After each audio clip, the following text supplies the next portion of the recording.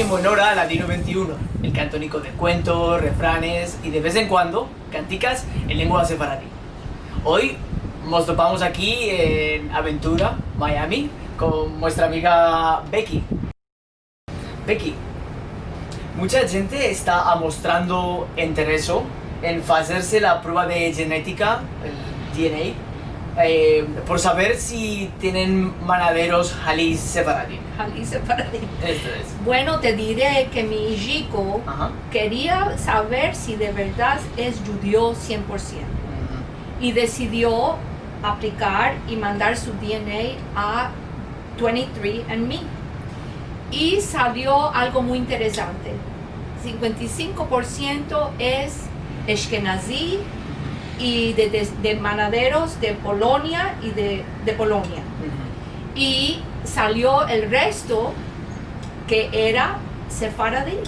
La otra parte. La otra parte salió que era de España. Ajá. Así que fue muy perfecto. Ajá. Dio exactamente lo que era él. ¿Qué te placería decir a